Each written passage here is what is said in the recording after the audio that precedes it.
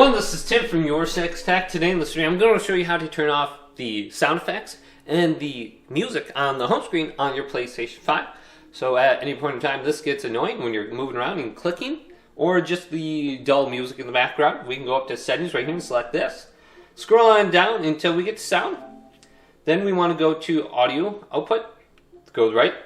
And we have to scroll past all this gray stuff right here. And then go to general. And we have home system music. We can turn this off and the sound will stop.